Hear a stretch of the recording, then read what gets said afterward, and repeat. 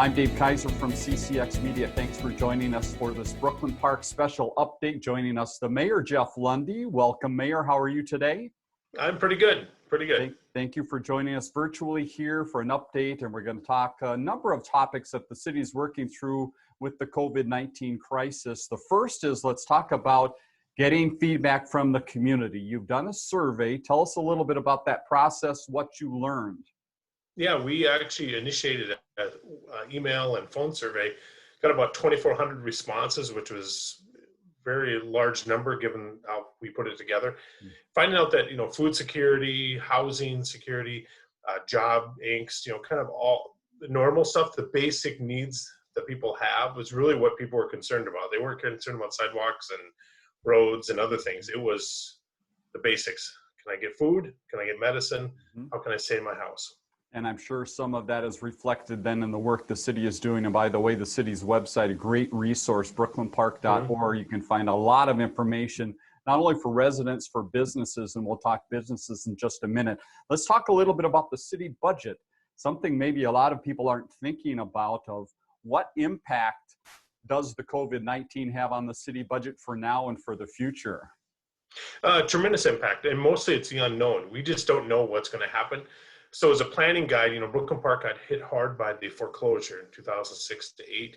So we are actually using that model of the dip in fees and taxes and those kind of unknown as a guide to what we can hopefully or hopefully not expect from the city budget. So we are taking a hard look based off of prior experience and modeling our budget off of those expectations. Let's talk a little bit about a term that's been tossed around that people might not fully understand what it is. It's the EOC in the city, or the Emergency Operations Center.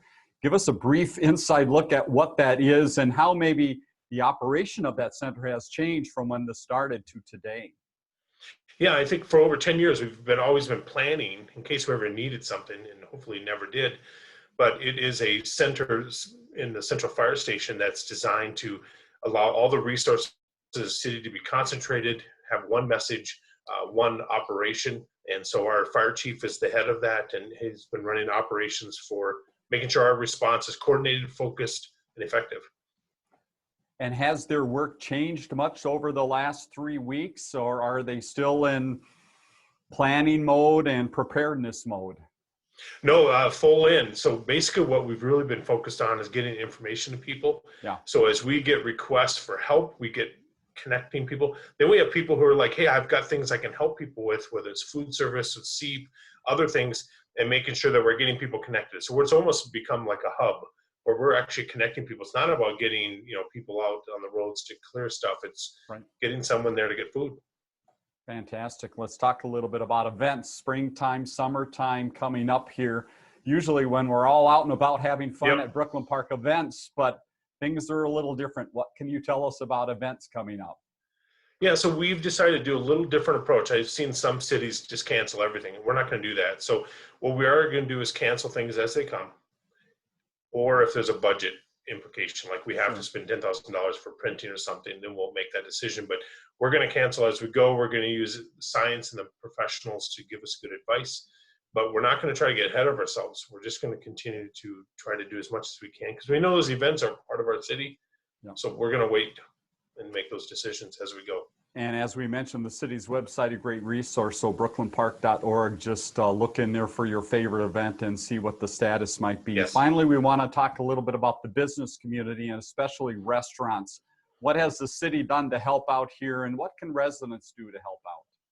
Well, I think a common thing in Brooklyn Park has always been we want restaurants. Okay, now they actually need us, which is we need people to go out there and frequent them. So on our website, we've actually taken our restaurant map and added on the back who are offering curbside or delivery so that people can still enjoy restaurants, support the restaurants. Because if you talk to owners, and I've talked to probably 24 over the last few weeks, it is very hard for them because they still have to pay bills. They still got to pay stay in their building. They still got costs, but they're not getting the revenue. And so, if we want these businesses to open up again, we need to be supporting them and help them get through this. Final note, I know you have been talking with other agencies and departments, not only within the city, but on a national level as well. Tell us about the communications you're having with other key partners within the community to help make sure you're up to date on what's going on. Yeah, we're trying to keep everything as current as possible because one day things can change. And so we had a great conversation with Congressman Phillips. We're having conversations with the superintendents of the school district and just trying to make sure as we get information, we're not saying, let's get it out in a couple weeks. It has to go out that day. And so we're trying to share it as fast as possible. Very good. A lot of work being done behind the scenes. Mayor, thank you for your time and for the update. Again, brooklynpark.org if you want to find out more information, see some of those other updates that the mayor is doing. Take care, Mayor, and we hope to talk to you again soon. Thank you. Learn more about The Connection at ccxmedia.org and follow us on social media.